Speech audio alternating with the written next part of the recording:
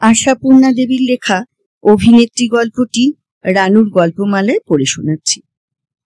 দালানের মাঝখানে গালচের আসন পেতে গোটা 8-10 বাটি রকমের বড় একখানা থালা সাজিয়ে আহারের আয়োজন করা হয়েছে। জামাইয়ের নয়, বেয়াইয়ের। নতুন বৌমার বাপ এসেছেন বিদেশ থেকে। বাড়ির গৃহিণী নাকি নিতান্তই লজ্জাশীলা, তাই অতিথির অভ্যর্থনার ভার স্বয়ং বধূমাতারই। তা অযোগ্য অধিকারীর হাতে ভার ন্যস্ত হয়নি। নতুন বউ ছেলে মানুষ হলে কি হয়, 3 জনের আহার্য বস্তু একজনের জঠর গুহায় চালান করিয়ে দেবার চেষ্টার জন্যে যে অধ্যাবসায়ের প্রয়োজন সেটা তার আছে। শ্বশুর বাড়িতে বাপ ভাই কুটুম, কাজেই বাপের অতিভোজনের জন্য পীড়াপিড়ি না করবে কেন অনুপমা? বাপ হেসে বলেন, খুব যে গিন্নি হয়ে উঠেছিস দেখছি, আমার সঙ্গে কুটুম্বিতা। এত কখনো খাই আমি? খান না সে কি আর অনুপমাই জানে না? কিন্তু উপরোক্তাই রীতি যে। তাছাড়া শাশুড়ি সামনাসামনি না এলেও আনাচে কানাচে আছেন কোথাও, পরে বউয়ের ত্রুটি ধরবেন। তাই অনুপমা সোৎসাহে বলে, আচ্ছা মাছ টাছ না খেতে পারো থাক, পায়েস মিষ্টি এগুলো তো খাবে। এই সন্দেশ এঁদের দেশ থেকে আনানো, ফেললে চলবে না বাবা। না চলে তো তুই খা বসে বসে, বলে বাপ হেসে উঠে পড়েন। অপচয় সম্বন্ধে কোনো বক্তৃতা না দিয়েই ওঠে। সাল তারিখের হিসেবে ঘটনাটা 2 যুগ আগের। অপচয়ের ভয়ে অপ্রচুর আয়োজনটা ছিল তখনকার দিনে বিশেষ নিন্দনীয়। একজনকে খেতে বসিয়ে কেবলমাত্র একজনের উপযুক্ত দেওয়া, সে কেমন? ফেলা ছড়া না হলে আবার আদর জানানো কি? আহার্য বস্তুর ওপর মমত্ববোধটা তো মানসিক দৈন্য। অতি বড় কল্পনা বিলাসীও তখন রেশনের বাজারের দুঃস্বপ্ন দেখেনি। অতএব কাক না বেড়াল সম্বন্ধে কিছুমাত্র উদ্বিগ্ন না হয়েই অনুপমা বাবার সঙ্গে সঙ্গে উঠে যায় এবং পাশাপাশি চলতে চলতে প্রায় অস্ফুট স্বরে বলে, আমাকে নিয়ে যাবার কথা বলবে তো বাবা? এতক্ষণ বলতে পারেনি, জানতো খাবার সময়টা অনেকের দৃষ্টি নিবদ্ধ আছে এদিকে। বাপও মেয়ের সঙ্গে স্বরের মিল রেখে বলেন, বলবো বলেই তো এসেছি। এবারে একলা ফিরে গেলে তোমাদের মা ঠাকুরনটি কি আর আস্ত রাখবেন আমাকে? ভাবছি কাল সকালের গাড়িতেই নিয়ে যাব। আশায় আশঙ্কায় উদ্বেগে উৎকণ্ঠায় কণ্টকিত কিশোরীর হৃদয় এক মুহূর্ত অপেক্ষা করতে রাজি হয় না। কাল সকাল, সে যেন সুদূর ভবিষ্যৎ। কিন্তু বউ বলে কথা, 2 যুগ আগের বউ। বাপের বাড়ি যাবার ইচ্ছা প্রকাশটা অমার্জনীয় অপরাধ। তাই পাকা গিন্নির মতো ফিসফিস করে বাপকে উপদেশ দেয় অনুপমা, বেশ গুছিয়ে গেছে বলো বাবা, জানোই তো আমার শ্বশুর একটু রাগী মানুষ। একটু? বাপ প্রায় স্পষ্ট হেসে ওঠেন, বল যে বিলক্ষণ। চ্যাটাং চ্যাটাং কথা শুনলে মেজাজ ঠিক রাখা যায় না। যাকগে, এবারে যেমন করে হোক বলে কয়ে। কথঞ্চিত আশ্বস্ত অনুপমা বাপকে চোখ টিপে ইশারা করে চুপ করতে। কোথায় যেন পায়ের শব্দ হলো। বাপের কাছে নিয়ে যাবার আবেদন করছে। এই অপরাধ ধরা পড়লে রক্ষে আছে?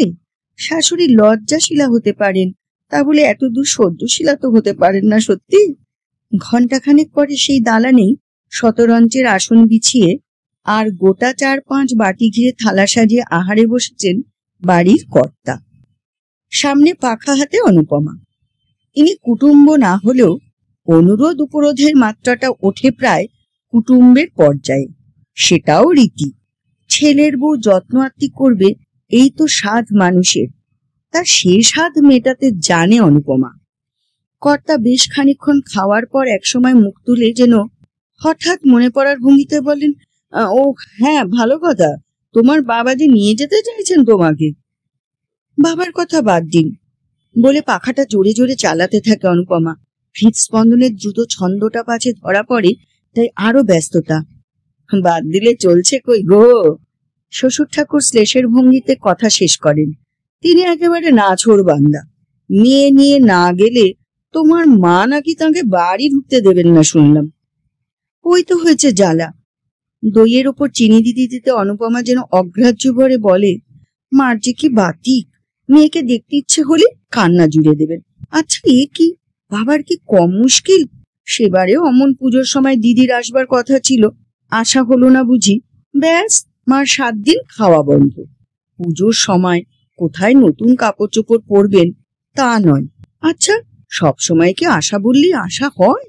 সংসারে সুবিধে অসুবিধে দেখতে হবে না? শ্বশুরের মুখের মেঘ কেটে ঈষৎ কৌতুকের বিদ্যুৎ ছটা দেখা দেয়। আমি তো তোমার বাবাকে কথা দিলাম বলে পায়েসের বাটিটি কাছের গোড়ায় টেনে নেন। অনুপমার মুখেও বিদ্যুৎ রেখা, কিন্তু সুকৌশলে তার উপর একখানি নকল মেঘ ঢাকা দিয়ে হাতের পাখা নামিয়ে গালে হাত রেখে বলে, সে কি বাবা, কথা দিলেন কি? মার এই শরীর খারাপ, দুদিন বাদে ঠাকুরজি আসবেন, বামুন ঠাকুর দেশে যাব বলছে। দুশ্চিন্তায় যেন মুষড়ে পড়ে অনুপমা। তা বললে কি হবে? কথার পিছনে ড্যাশ টেনে কর্তা জলের গ্লাসে দুখানা পাতিলেবু নিন্দে তাড়িয়ে তাড়িয়ে জলটি খেতে থাকেন। অনুপমার মা অবুঝ হতে পারেন, তাই বলে অনুপমা তো হতে পারে না। সে নুনের পাত্র চিনির কৌটো গুছিয়ে তুলতে তুলতে বিচক্ষণ ভাবে বলে, এই সময় আমি হঠাৎ বাপের বাড়ি গিয়ে বসে থাকলে ঠাকুরজি কি মনে করবেন বাবা? বাবাকে আপনি ওই কথাই গুছিয়ে বলে দিন। তা হয় না বৌমা। কর্তা মাটিতে বাঁ হাতের ভর দিয়ে ধীরে ধীরে উঠে বললেন, মরদ কা বাত হাতি কা দাঁত। একবার যখন হ্যাঁ বলেছি, তখন ত্রিভুবন উল্টে গেলেও তার নড়চড় হবে না। তবে আর কি করতে পারে অনুপমা? মাত্রাতিরিক্ত উজ্জ্বল মুখের ভাবটা ম্লান করে আনতে একটু বেশি সময় লাগে বলে তৎপর হয়ে শ্বশুরের খড়ম, খড়কে, গামছা ইত্যাদি এগিয়ে দিয়ে তবে বলে, মুশকিল হলো, মাঝামাঝি হঠাৎ এখন নিয়ে যাবার জন্য কি যে দরকার পড়লো বাবার, বুঝিও না। মার শরীরটা খারাপ। এ মা অবশ্য শাশুড়ি, তার নিটোল দেহখানিতে কোনো রোগবালাই আছে এমন অপবাদ শত্রুতেও দিতে পারবে না, কিন্তু অনুপমা দেয়।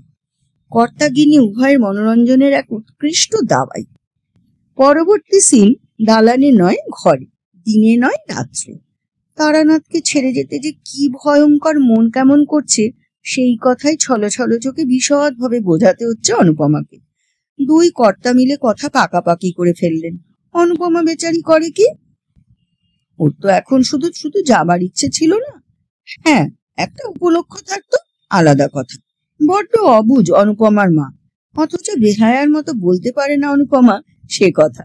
কাজেই বিরহ বেদনার যত রকম লক্ষণ আছে সেগুলো সব প্রকাশ করতে হয় তারানাথের অভিমান ভাঙাতে।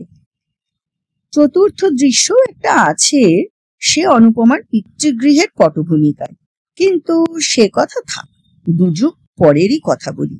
দুযুগ কেন, বরং তার বেশি। কালের পরিবর্তন হয়েছে বটে, স্থানটা ঠিক আছে, পাত্রটাও বলা চলে। সেই দালানে ঠিক সেই জায়গাটাতেই সেই ভঙ্গিতে বসে আছেন গৃহিণী অনুপমা, পাখা একখানা হাতে। মুখের গড়নটা কিছু বদলেছে, গায়ের রঙের জেল্লাটা গেছে কমে, তবে চুলে যে পাক ধরেছে সেটা এক নজরে চোখে পড়ে না। সামনে আহারে বসেছেন বর্তমান কর্তা তারানাথ। 25-এর ওপর আর 25 যোগ করলে যে পরিবর্তনটুকু অবশ্যম্ভাবী, তার বেশি কিছু পরিবর্তন দেখা যাচ্ছে না তারানাথের আকৃতিতে। আসনটা আর বাসনগুলো বাপের আমলের, তবে আহার আয়োজনটা নয়, তাতে এ যুগের শীর্ণ ছাপ। অনুরোধ উপরোধের কাজটা ফুরিয়েছে গৃহিণীদের। সচরাচর এ সময় ওই প্রসঙ্গেরই অবতারণা হয়। সে যুগে জলের দরের সঙ্গে এ যুগের অগ্নিমূল্যের তুলনা করে প্রতিদিনই নতুন করে বিস্ময় প্রকাশ করেন অনুপমা। আবার এই উৎকণ্ঠাও প্রকাশ করতে ছাড়েন না, সংসারে এই নবাবী চাল চেলে আর কতদিন চালাতে পারবেন তারানাথ। ছেলেটি তো একেবারে লাট সাহেবের কুশিপুত্র, মেয়েটি বাদশার বেগম, এতটুকু ত্রুটি হলেই রসাতল। ছেলে মেয়েদের কান বাঁচিয়ে অবশ্য বলেন অনুপমা, এখনকার ছেলে মেয়েদের তো বিশ্বাস নেই। আজ আর বাজার দরের আলোচনা নয়, কর্তা রেগে আছেন, অনুপমা নীরব। খানিকক্ষণ খাওয়ার পর হঠাৎ মুখ তুলে তারানাথ বলেন, কি নিয়ে এতক্ষণ বচসা হচ্ছিল বাবুর? বলা বাহুল্য, উদ্দিষ্ট বাবুটি তারানাথের বয়স্ক বেকার পুত্র। এহেন অম্ল রসাত্মক উষ্ণ ভাষা আর কার সম্বন্ধে প্রয়োগ করা যেতে পারে উপযুক্ত বয়সের পুত্র ছাড়া? একটি বিক্ষোভ সূচক শব্দের সঙ্গে অনুপমা উত্তর দেন, আর বলো কেন, সেই দিল্লি যাওয়া, বন্ধুরা যাচ্ছে, অতএব ওরও যাওয়াই চাই। দিল্লি দিল্লি করে খেপে উঠেছে একেবারে। তারানাথ বিরক্ত ভাবে বলেন, এখনো সেই খোট ধরে বসে আছে? এক কথায় বলে দিচ্ছি, যাওয়া হবে না, ব্যাস। বলে তো আমিও দিয়েছিলাম গো। অনুপমা পাখা নামিয়ে হাত উল্টে বলেন, শুনলে তো, সেই তক্কই তো হচ্ছিল, কেন যাব না? গেলে দোষ কি? লোকে কি যায় না? যারা যাবে তারা সব মরে যাবে নাকি? নিষেধের একটা কারণ থাকা দরকার। এই সব পাকা পাকা কথা। নিষেধের কারণ থাকা দরকার? শোনো আস্পর্ধার কথা, তারানাথের অনিচ্ছাটাই তো যথেষ্ট কারণ। তাছাড়াও আবার কারণ দেখাতে হবে ছেলেকে? ক্রুদ্ধ তারানাথ বলেন, আমি ওর তাবেদার নই যে কারণ দেখাবো।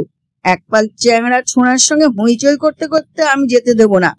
টাকা জোগাবার বেলায় তো আমি বেটা, তবু যদি 1 পয়সা আনবার মুরত থাকতো, চুল ছাঁটার পয়সাটি পর্যন্ত তো হাত পেতে নিতে হয় এই হাবাতে বুড়োর কাছে। তবু কি তেজ, কথাই কওয়া হয় না ভালো করে। আমি যেন একটা কীটস্য কীট। অনুপমার কণ্ঠে অনুরূপ সুর। শুধু তুমি কেন, কাকে নয়, জগৎকেই যেন থোড়াই কেয়ার করে ওরা। দরকারের সময় হাত পাতার কথা বলছো, তা হলেও তো বাঁচতাম। মুখ ফুটে চাইলে মানের কানা খসে যাবে না, সেই সেদে সেদে দিতে হবে, নিয়ে যেন মাথা কিনবেন। তারানাথ গম্ভীর ভাবে বলেন, বললে এখনই আবার তোমারই মানের কানা খসে যাবে? তবে ন্যায্য কথা বলবো, তোমার আশকারাতেই এরকম হয়েছে। আশকারা আবার কি? অনুপমা অসন্তোষ প্রকাশ করেন। মেজাজটি তো জানো না ছেলে, একটা ন্যায় অন্যায় কথা বলবার জো আছে? আছে কিনা আমি দেখতাম। তারানাথ হুমকি দিয়ে ওঠেন, বলতে আমি খুবই পারতাম, শুধু পারি না তোমার ভয়ে। হঠাৎ 40 উত্তীর্ণ অনুপমার মুখে এমন একটা রহস্যময় হাসি ফুটে ওঠে, যেটা 24 বছরে মানানসই। তবে উত্তরটা বয়সের অনুপাতেই দেন ভদ্রমহিলা। আহা, মরে যাই, আমার ভয় তো অজ্ঞান হয়ে যাচ্ছ তুমি। ভয় করতে হয় আজকালকার ছেলেদের। খোকাই তো সেদিন বলছিল, ওর কোন বন্ধুর ভাই নাকি বাপের কাছে বকুনি খেয়ে। কে কে ওখানে? তারানাথ অগ্রাহ্য ভরে বলেন, কে আবার? মেধো হয়তো। কি জানি বাবু। অনুপমা সন্দিগ্ধ ভাবে বলেন, মনে হলো যেন খোকা উঠে গেল সিঁড়ি দিয়ে। খোকা আবার কি? এই তো সাহেব সেজে বেরিয়ে যাওয়া হলো বাবু। পোর্টফোলিও হাতে না ঝোলালে বেরোনো হয় না, যেন মস্ত এক অফিসার। হ্যাঁ, ওই এক ফ্যাশন ছেলে, কিন্তু ঘুরে আবার আসেননি তো। কেন ঘুরে আসবে কি জন্যে? কি জানি, কিছু ভুলে ফেলে গিয়েছে হয়তো। পরশু অমনি কত দূর গিয়ে ছুটতে ছুটতে এলো, ঘড়ি ভুলে গেছে বলে। তা আসবেন বই কি? কবজিতে ঘড়ি না বেঁধে বেরোলে যে মহাভারত অসত্য হয়ে যাবে। ওই বলো দেখিন, ছুটে গিয়ে সংসারের একটা জিনিস কিনে আনো, মাথায় আকাশ ভেঙে পড়বে লাট সাহেবের। বিরক্তি তিক্ত স্বরে কথাগুলো উচ্চারণ করে ছোট এক টুকরো পাতিলেবু গেলাসের জলে গুলতে থাকেন তারানাথ। 3 আনা জোড়া লেবু বড় বড় দুখানা খাওয়া যায় না। অনুগামিনী সতী অনুপমা পতিদেবতার এই ধারালো মন্তব্যটির পিঠোপিঠি বেশ ঘোরালো কিছু বলবার আগে একবার উঠে গিয়ে এদিক ওদিক ঘুরে নিঃসন্দেহ হয়ে এসে বসেন, এবং এখনকার ছেলেরা লেখাপড়া শিখেও যে কত মুখ্যু আর বাঁদর হয়ে তারই উদাহরণ দিতে সতৎপর হয়ে ওঠেন। ভাগ্নে, ভাইপো, ভাসুরপো, বোনপো দেখছেন তো সবাইকে। অন্ধ স্নেহের বশে নিজের ছেলের বিষয়ে ছেড়ে কথা কইবেন এমন মুখ্যুমা অনুপমা নন। অনুগামিনী সতী অনুপমা পতিদেবতার এই ধারালো মন্তব্যটির পিঠোপিঠি বেশ ঘোরালো কিছু বলবার আগে একবার উঠে গিয়ে এদিক ওদিক ঘুরে নিঃসন্দেহ হয়ে এসে বসেন, এবং এখনকার ছেলেরা লেখাপড়া শিখেও যে কত মুখ্যু আর বাঁদর হয় তারই উদাহরণ দিতে তৎপর হয়ে ওঠেন। ভাগ্নে, ভাইপো, ভাসুরপো, বোনপো দেখছেন তো সবাইকে। অন্ধ স্নেহের বশে নিজের ছেলের বিষয়ে ছেড়ে কথা কইবেন এমন মুখ্যুমা অনুপমা নন। 3টে পাশ করে যে ছেলে নির্বিকার চিত্তে 2 বছর ধরে শুধু আড্ডা দিয়ে আর সিনেমা দেখে বেড়ায়, তার আবার পদার্থ আছে কিছু? কেন, উঠে পড়ে লেগে চেষ্টা করলে কিছু একটা জুটতো না এতদিন? তবু তো বাপের একটু আসান হতো। দামি দামি আর ভালো ভালো আরো অনেক কথাই বলেন অনুপমা। ছুটির দিন খেয়ে তাড়াতাড়ি উঠবার তাড়া নেই তারানাথে। ধীরে সুস্থে খেয়ে উঠে পানের ডিবে হাতে বাইরের ঘরে চলে যান। ছুটির দুপুরে দাবার আড্ডা বসে পাড়ার হিমাংশু বাবুর সঙ্গে। আসার সময় হয়ে এলো তার। অনুপমা ঠাকুর চাকর সকলের খাবার দেখাশোনা করে সবে খেতে বসেছেন। মেয়ে শিলা নেমে এসে ব্যস্তভাবে বলে, ঠাকুর, উনুনে আগুন আছে তো? থাকে তো একটু চায়ের জল চড়িয়ে দাও চট করে। চায়ের জল বেলা 1:30টার সময়? অনুপমা অবাক হয়ে বলেন, এখন চা খাবি? শিলা বিরক্ত স্বরে বলে, আমি কেন, দাদার ভীষণ মাথা ধরেছে তাই। দাদা? খোকা ভারী আছে নাকি? বুকের রক্ত হিম হয়ে আসে অনুপমার। আছে তো, বেরিয়ে গিয়ে ঘুরে এসে শুয়ে পড়েছে মাথা ধরেছে বলে। কই ঠাকুর দিয়েছ? শিলার চিত্ত জগতে একমাত্র সম্মানিত ব্যক্তি দাদা। গো গ্রাসে ভাত কটা গিলে নিয়ে ছুটে ওপরে গিয়ে ছেলের ঘরে ঢুকে একেবারে বিছানায় বসে পড়েন অনুপমা। শঙ্কিত স্বরে বলেন, কি হয়েছে রে খোকা, বেরিয়ে আবার ফিরে এসে শুয়েছিস? শরীর খারাপ হয়েছে? বলা বাহুল্য, স্নেহাতুর মাতৃকণ্ঠের এই শঙ্কিত প্রশ্নের উত্তর তিনি পান না। অবস্থা নির্ণয়ের প্রথম পর্যায় হিসেবে গায়ের উত্তাপ পরীক্ষা করতে যেতেই তৎক্ষণাৎ হাতখানা সরিয়ে দিয়ে পাশ ফিরে সেই খোকা। অনুপমা এই অপমান গায়ে না মেখে পুনঃ প্রশ্ন করেন, কখন এলি তুই? খোকা নিরুত্তর। অতএব নিঃসন্দেহ তার সম্বন্ধে মা বাপের মধ্যে যে উচ্চাঙ্গের আলোচনা চলছিল সে তার কর্ণগোচর হয়েছে। তা হোক, অনুপমা তো হেরে ফিরে যাবেন না, তাই সক্ষোভ বেদনায় বলেন, আজই হঠাৎ শরীর খারাপ করলি? পরশু তোদের বেরোবার কথা না? বেরোনো? খোকা যেভাবে ভুরু কুঁচকে তাকায় তাতে আর যাই হোক খোকার তো প্রকাশ পায় না। বেরোনো মানে? যাচ্ছি কোথায়? অনুপমা যেন অবোধ, অনুপমা যেন আত্মবিস্মৃত, অনুপমা যেন এখনো শৈশবকাল কাটেনি। তাই প্রায় শিশু সুলভ সরলতাই বলে, কেন, তুই যে বলেছিলি মঙ্গলবারই স্টার্ট করবে ওরা? ওরা করবে তার আমার কি? ওদের নিজের পয়সা আছে, ওরা যা খুশি করতে পারে। হঠাৎ আচমকা প্রায় শিলার মতো ভঙ্গিতেই খিলখিল করে হেসে ওঠেন অনুপমা। 20 বছর আগে দুধ খেতে নাড়ার ছেলেকে যে সুরে কথা বলে কায়দায় আনতেন, প্রায় তেমনি ছেলে ভোলানো সুরে বলেন, ও তাই বলো, বাবু রাগ হয়েছে? কে বকেছে, কে মেরেছে, কে দিয়েছে গাল? তখন বুঝি ওর বাক্যবানগুলি কানে গেছে? ওর কথাই শুধু উল্লেখ করেন অনুপমা, স্বচ্ছন্দেই করেন। নিজের অপরাধ বোধে লেশ মাত্র ধরা পড়ে না মুখের চেহারায়। তাই ভাবছি কি হলো খোকার। নে নে, মন খারাপ করিসনি, টাকা তো আমি দেব বলেছি। তুমি আর কোন আকাশ থেকে টাকা পেরে আনবে শুনি? তারা না তাই টাকাই তো, শখ করে বেড়াতে যাবার রুচি আমার আর নেই মা, একটু ঘুমোতে দাও। লিকারের আবার শখ সাদ। অনুপমা যেন তুড়ি দিয়ে ওড়ান ছেলের কথা। হ্যাঁ, পদ্ধতি বুড়ো হয়েছিস, রোজগারের বয়স পার হয়ে গেছে একেবারে, তাই বেকার বলে একেবারে দেগে দে নিজেকে। ওর কথায় আবার মানুষ রাগ করে, কথার কোনো মাথা আছে? ওর কথা ধর্তব্য করতে হলে তো ভালো খেতে নেই, ভালো পড়তে নেই, আত্মীয় বন্ধুর বাড়ি যেতে নেই, স্বাদ আহ্লাদ সব শিখেই তুলে রেখে খালি টাকা আনা পাইয়ে হিসেব কষতে হয়। উচিত তাই, খোকা শ্লেষের সুরে বলে, অন্তত যতদিন ওর অন্ন ধ্বংসাচ্ছি।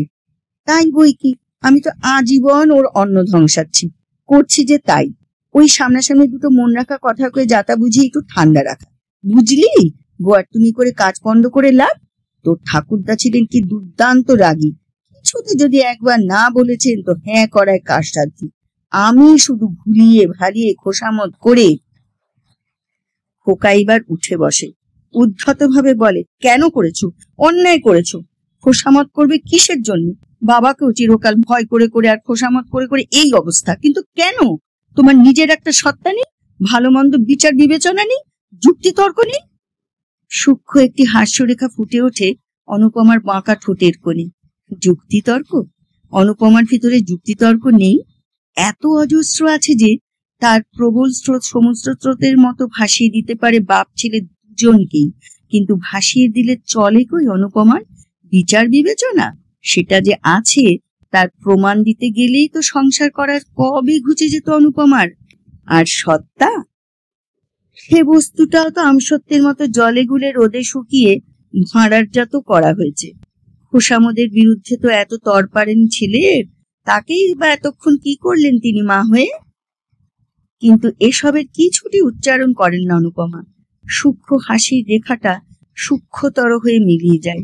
শুধু ম্লান কণ্ঠে বলেন, কেন নেই সে আর তুই কি বুঝবি খোকা? লেখাপড়া শিখে পণ্ডিত হলে কি সব বোঝা যায়? আমার মনে আর দুঃখ দিস নে বাবা, তোর সব বন্ধুরা দিব্যি বেড়াতে যাবে আর তুই পড়ে থাকবি, এ আমি সইতে পারবো না। উনি না হয় একটু রাগই করবেন, নিজে কখনো কোথাও যেতে পাইনি, জগতের কিছু কখনো দেখিনি, চিরদিন বন্দী হয়ে থেকেছি, তোরা মন খুলে সব করলেও শান্তি আমার। খোকা অপ্রতিভ দৃষ্টিতে তাকিয়ে দেখে, মনে হয় যেন মায়ের দুই চোখের তারায় পুঞ্জীভূত হয়ে আছে সেই চিরদিনের ক্ষোভ, বঞ্চিত জীবনের, বন্দি জীবনের, নিরুপায় জীবনের। অতঃপর কথার মোড় ঘোরে। চা হাতে করে এসে শিলাও যোগ দেয়। খোকার টাকা হলে মাকে কোন কোন দেশে বেড়াতে নিয়ে যাবে তারই আলোচনা চলে। খোকার যেটা পছন্দ অনুপমার হয়তো নয়। তার মতে কত দুঃখে বেরোনো তা মুসৌরি কেন, বরং পুরী ভুবনেশ্বর শিলার আদর্শ দাদা। অতএব সে মার পছন্দকে উপহাস করে। খোকা আবার তখনই মত পাল্টায়, কেন পুরী ভুবনেশ্বরী কি যাতা জায়গা? ভারতের স্থাপত্য শিল্পের পৌরাণিক নমুনা। মার পছন্দকে বরং তারিফই করতে হয়। অতএব তাই তৎক্ষণাৎ শিলার কটকি শাড়ি কেনা হয়, ক্ষেত্তরের কাঁসার বাসন। আবার পরবর্তী ট্রিপটা সম্বন্ধে গবেষণা চলে। দেড়টা বেলা গড়ি 4:30 থেকে। হঠাৎ যেন দরজার কাছে বোমা ফাটে। বলি, আজ কি আর চাটা হবে না? শিহরিত অনুপমা ঘড়ির দিকে তাকিয়ে দেখে 4:40। সর্বনাশ, ঠিক 4টে বেলা হচ্ছে তারানাথের টি টাইম। সময় উত্তীর্ণ হয়ে গেলে যে তারানাথের হার্টের ট্রাবল বাড়ে। আচমকা এই প্রশ্ন বোমা খাতে নিজের হার্টের অবস্থা যাই হোক, মুখের চেহারাটা ঠিকই রাখেন অনুপমা। সহজ আফসোসের সুরে বলেন, ও মা, এত বেলা হয়ে গেছে, দেখো কাণ্ড। শিলা, তুই তো আচ্ছা মেধারই বা কি আক্কেল, বেহুশ হয়ে ঘুমোচ্ছে হয়তো। সত্যি? স্বর মাধুর্যে যতটা তিক্ততা ঢালা সম্ভব তা ঢেলে তারানাথ মন্তব্য করেন, মাইনে করা চাকর বাকরের আক্কেলটাই বেশি হওয়া উচিত বটে। স্বামীর কথার উত্তরে জিভের আগায় কোন কথাটা আসছিল না অনুপমার? বিনিমাইনের চাকরানির উচিত বোধের প্রশ্ন? কি জানি, আসে না তো, কাজেই বোঝা যায় না। শুধু স্বাভাবিক খেদের সুরই ধ্বনিত হয় তার কণ্ঠে। এই দেখো না, ছেলেটা আবার শরীর খারাপ বলে এসে শুয়েছে। কে জানে জর্জারি হবে কিনা, যে দিনকাল। পরবর্তী সিন দিনে নয়, রাত্রে। এ ঘরে নয়, ও ঘরে। ঘরের দরজায় খিল লাগানোর পর টাইকো সোডা ট্যাবলেট দুটো আর জলের গ্লাসটা কর্তার হাতে তুলে দিয়ে পানের ডিবেটি নিয়ে বিছানার ওপর গুছিয়ে বসেন অনুপমা। পান মজাবার বহুবিধ উপকরণপূর্ণ কৌটোটি খুলে একটি মুখে ফেলে বলেন, বুকের কষ্টটা বেশি হচ্ছে না তো? তোমার তো আবার সময়ের একটু এদিক ওদিক হলেই। কি কাঁকানো নেই কেন? রাগ হয়েছে বুঝি? না, তোমাকে নিয়ে আর পারা গেল না। ছেলে মানুষের মতো রাগ অভিমানটা ঠিক আছে এখনো, ছেলেটাও হয়েছে তেমনি। বাপের আর কোনো গুণ না পান, রাগ গুণটা পেয়েছেন সোলান। তখন তোমায় বললাম খোকার শরীর খারাপ হয়েছে। শরীর নয় মোটেই, মেজাজ। ওই যে বন্ধুদের সব গোছগাছ হয়ে যাচ্ছে, তাই মেজাজ খাপ্পা। রেগে টেগে হুকুম দিয়ে দিয়েছি আমি যেতে। শেষটায় মন গুজরে থেকে সত্যি রোগ করবে। সুধীর, শ্যামল সবাই যখন যাচ্ছে, যাবি একবার। দিল্লি গিয়ে কি চারখানা হাত বেরোয় দেখি। হ্যাঁ, একটা চাকরি জোগাড় করে আসতে পারে তবে বলি বুদ্ধি। শ্যামলের মামা না যেন খুব বড় চাকরি ওখানকার? আচ্ছা হ্যাঁ গো, তোমাদের সুবোধবাবু না দিল্লিতে বদলি হয়েছেন আজকাল? হয়েছে তার কি? তারানাথ বিদ্রুপ হাস্যে বলেন, তোমার ছেলে গিয়ে দাঁড়ালেই একটা চেয়ারে গিয়ে দাঁড়ায়। যাও। হেসে ফেলেন অনুপমা। হাসিটা 10-20 বছর আগের টাইপের।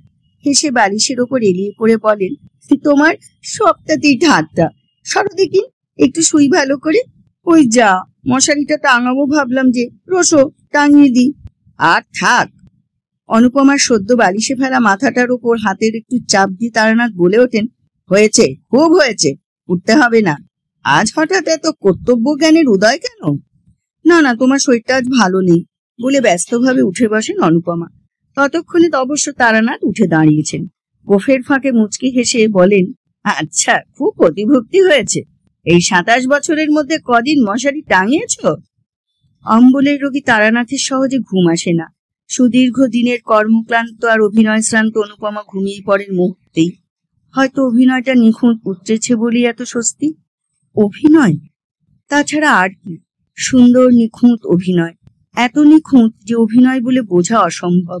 বোঝা অসম্ভব কোনটা সত্য কোনটা কৃত্রিম। কিন্তু একা অনুপমাই বা কেন? নারী মাত্রেই কি অভিনেত্রী নয়? অভিনয় ক্ষমতাই তো তার জীবনের মূলধন। জন্মগত সেই মূলধনটুকু সম্বল করেই তো তার যত কিছু কাজ কারবার। সে মূলধন যার যত বেশি, তারই তো সংসারে তত বেশি প্রতিষ্ঠা, প্রতিপত্তি, সুনাম, সুখ্যাতি। নদীর মতো আপন বেগে প্রবাহিত হতে চাইলে চলবে কেন তার? একদিক ভরাট করে তুলতে অপর দিকে ভাঙন ধরাবার মতো বোকামি তার নেই। দুই কুল সযত্নে রক্ষা করে চলতে হয় তাকে। রক্ষা করতে হয় সংসার, রক্ষা করতে হয় দাঁড়াবার ঠাঁই। অনাদরকে তার বড় ভয় অবহেলাকে। নাকি এ তথ্যে সবটাই ভুল? কোনোটাই তার অভিনয় নয়। চিরন্তনী নারী প্রকৃতির মধ্যে পাশাপাশি বাস করছে সম্পূর্ণ আলাদা দুটি সত্তা, জননী আর প্রিয়া। নিজের ক্ষেত্রে সে স্বয়ং সম্পূর্ণ। মমতাময়ী নারী তার এই বিভিন্ন দুটি সত্তা বিশাল পক্ষপুটের আড়ালে সযত্নে আশ্রয় দিয়ে রেখেছে চির শিশু অবোধ পুরুষ জাতিকে। ছলনাটা তার ছলনা নয়, করুণা। এই করুণার আওতা ছাড়িয়ে ছলনা লেশহীন উন্মুক্ত পৃথিবীতে বেপরোয়া শিশু ভোলানাথের দলকে যদি মুখোমুখি দাঁড়াতে হতো, কদিন লাগতো পৃথিবীটা ধ্বংস হতে?